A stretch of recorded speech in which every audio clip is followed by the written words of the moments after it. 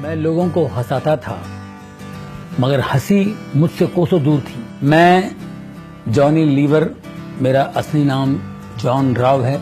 मैं आंध्र प्रदेश से हूँ। मेरे माता पिता बहुत पहले मुंबई आ चुके थे। किंग सर्कल के स्लम्स में मैं रहता था। बारिश के दिनों में घर में पानी भर जाता था, घुटने तक पानी आ जाता था। तो छोटे से कटोरे में पानी को यूं पकड़ने की कोशिश करता था, ऐसे कभी ऐसे कभी ऐसे, कैसे कैसे कैसे। तो इन्हीं हरकतों से कॉमेडी, डांस मेरे अंदर से निकला बाहर। और मुझे बचपन से ही लोगों की नकल करना, लोगों की कॉपी करना, ये इसकी आदत थी। लोग बड़ा एंजॉय करते थे। तो 17 साल का जब मैं हुआ तो स्टेज पर स्टैंड अप करना शुरू कर दिया, मिमिक्री के प्रोग्राम्स करने शुरू कर दिए, एक्टरों की आवाज़ें निकालना, ये सारी बातें थी। फिर जब मैं 18 साल का हुआ, मेरे पिताजी की यहाँ नौकरी पर लग गया। मेरे पिताजी हिंदुस्तान लीवर में काम करते थे। अब हिंदुस्तान लीवर में मैं काम करने लगा, 6 साल वहाँ नौकरी की। तो वहाँ भी मैं प्रोग्राम्स वगैरह करता था, तो वहाँ से मुझे लीवर नाम मिल गया। तो जॉन राव से मैं जॉनी लीवर हो गया। फिल्मों में मुझे जो ब्रेक मिला है वो 1980 में मैं कल्याण जी भाई के साथ उनके यहाँ बैठा हुआ था। कोई चेन्नई से प्रोड्यूसर आए थे, तो बोले कोई छोटा सा कॉमेडी चाहिए था, 2-4 दिन का काम है। तो कल्याण जी भाई ने कहा कि यहाँ बैठा हुआ इसको ले जाओ। मैं शोज के लिए ST बसों में सफ़र करता था। 3rd क्लास डिब्बे में मैं सफ़र करता था विदाउट रिजर्वेशन।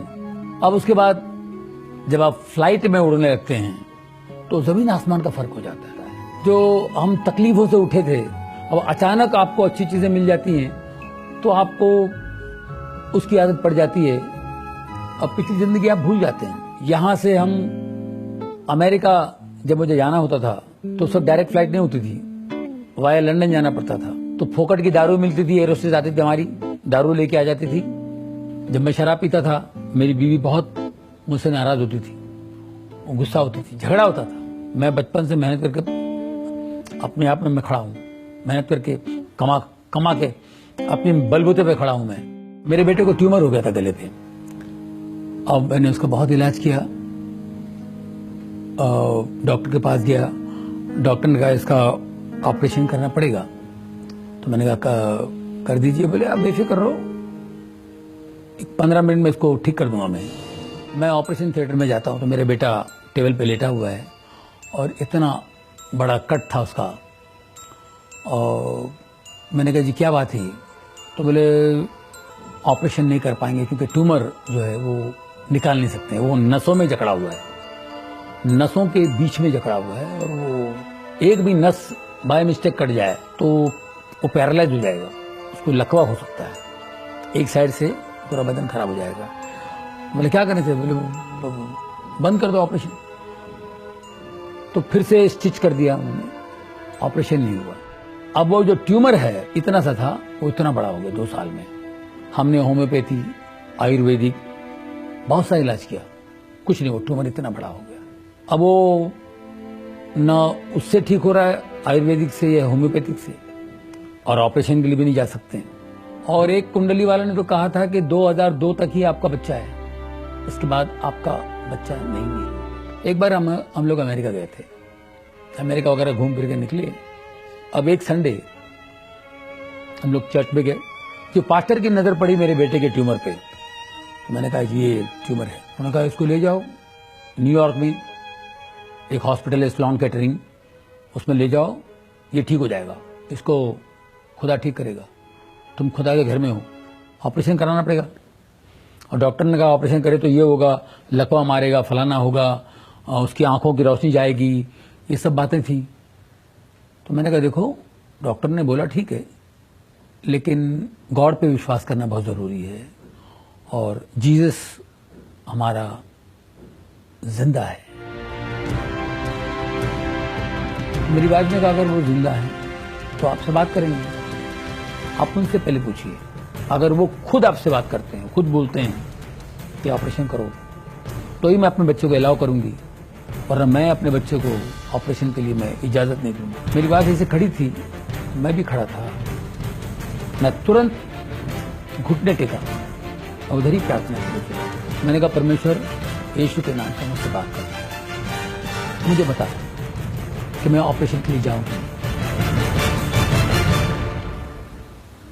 और मुझे आवाज आई, जा बेटा जा, ऑपरेशन कर, डर मत, मैं तेरे साथ हूं। ऑपरेशन के दिन 3 घंटे के बाद मेरा बेटा बाहर आया। हम लोगों को डर था, जैसे कि यहाँ उन्होंने कहा था तो पैरालाइज होगा, आंखों की रोशनी कम होगी, लेफ्ट हैंड बिल्कुल 100% पैरालाइज होगा।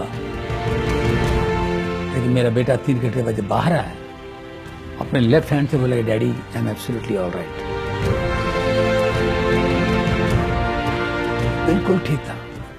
11:30 बजे वो बाहर आया और 12:30 बजे वो वीडियो गेम खेल रहा है। बिल्कुल उसको कोई प्रॉब्लम नहीं। मैं बिल्कुल नरक में था, गलतियों में था, पाप में था।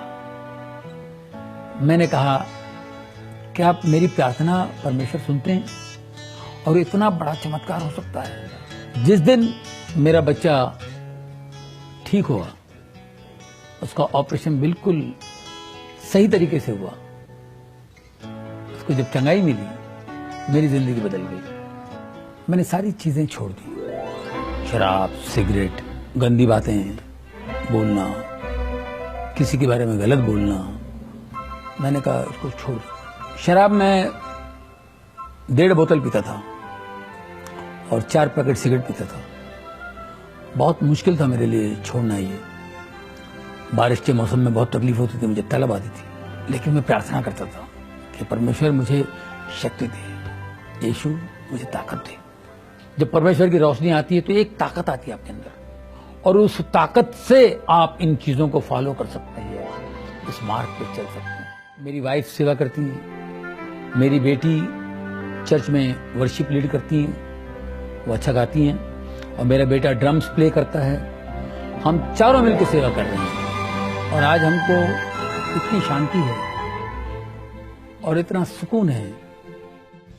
बदलने की शक्ति है। अगर आप बदलने की शक्ति को पाना चाहते हैं तो स्क्रीन पर दिए हुए नंबर पर संपर्क कीजिए और मुफ्त किताब हासिल कीजिए।